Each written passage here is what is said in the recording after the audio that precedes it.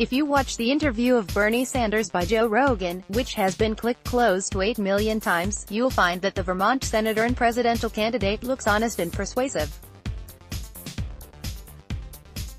One reason is that he has been a politician for nearly all his life, but there is more than that. One thing is that he stands on the shoulders of 2 centuries of socialists. He is promising lots of goodies: free college, free healthcare, free dental care, higher wages at no cost, nobody will lose his job, protectionism, a ban on assault weapons but no confiscation of the millions already owned, saving the earth, no oil, more income for everybody except the corporations and the billionaires, rebuilding communities, retrofitting buildings. This looks like a winning program that would relieve much frustration and envy. Once the socialists are in power, Sanders is trying to say, the state will finally be us. We will take care of us. For Sanders, as well as for all the Mr. Jordanes who do socialism without knowing it, every problem has a solution available from some political authority and imposed equally to all. In principle, the political authority is the people, which means half of the people, or in fact half of the 2/3 who vote, which in practice means the leaders of the government and the bureaucrats who assist them. Socialists have a poor understanding of incentives in general. Everybody is a Rousseauvian, good savage, like them, and vote as incentives in particular. Public choice theory has shown how the ordinary voter is rationally ignorant. He has no incentive to gather the information necessary to cast an informed vote, because his vote will have zero influence on the election results. Imagine if all Americans were obliged to own the same brand and model of car to be chosen by a referendum. How much time would you spend to get informed on what is the best car? Given that the voter can only express a non-influential moral opinion, more often, he votes for the same reason that he applauds at a sports game, that is, not to change the level of noise but to entertain himself. See my old regulation article on this public choice approach. It is a strange thing that democratic socialists have only a pre-scientific intuition of how democracy works. Another reason for the appeal of Mr. Sanders' message is that it is well adapted to our time, when socialism has come to mean not empowering individuals but giving them the security of being to the state what children are to their parents. In a 2005 article in Public Choice, Afraid to be Free, Dependency is Desideratum, James Buchanan predicted a revival of socialism under that form, which he called parental socialism, or parentalism. Many of Mr. Sanders' listeners were already looking for what he is promising, a powerful paternal figure that will take care of them. That is a bit different from the "we" sort of socialism and very different from a free society. So when Mr. Sanders insists that his proposals are not radical ideas, he is right in a sense.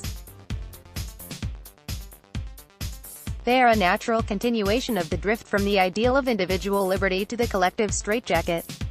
We must remember that what the state gives, he has already taken from somebody, often from the same persons to whom it is giving, a process called churning. Politicians don't pay for their promises out of their own pockets. Moreover, the taking is not only in the form of money but in the form of forcing people to do certain things or forbidding them to do something, or else, the nice socialists will send the cops. Also missing in Sanders' approach, as in the general approach of socialism, is an understanding that the state can only provide all these free gifts by controlling a large part of society, levying heavy taxes on the people, including ordinary people, like in Scandinavian countries, and grabbing a big decision power in individuals' lifestyles, at least those that are not politically correct for the moment. Sanders invokes the example of Canada's monopolistic, single-payer health insurance system. In fact, there is one for each province. In that country, the median wait time between a referral to a specialist physician and actual treatment is 19.8 weeks. See the latest 2018 survey by the Fraser Institute. And even these services are not really free. Somebody has got to pay. People don't go broke because of their medical bills, they go broke because of their tax burdens instead. A related failure of socialism consists in its incapacity to understand how a society of free individuals is auto-regulating. This theory of the free society is not necessarily easy to understand, and much of economics has consisted in trying to explain it, starting with Adam Smith. Buchanan summarized this ideal in his book What Should Economists Do?, which I will review in the forthcoming issue of Regulation for the 40th anniversary of its publication. As a discipline or area of inquiry, economics has social value in offering an understanding of the principle of order emergent from decentralized processes of spontaneous coordination.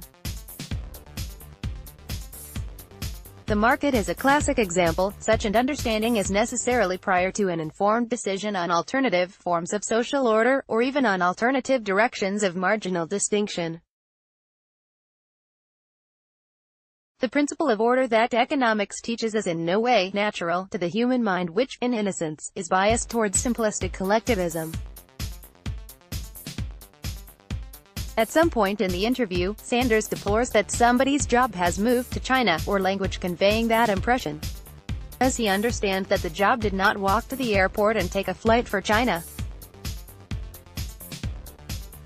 The job did not move. It is American consumers who decided to patronize somebody in China who could make what they want cheaper. Aren't these American consumers people too? Not all the questions Sanders raises are wrong. His intentions are not necessarily bad. Some of his ideas are even good, such as decriminalizing marijuana and having a hard look at the criminal justice system. But simplistic collectivism characterizes his understanding of society. Hell would be paved with his good intentions. Let's block ads. Why?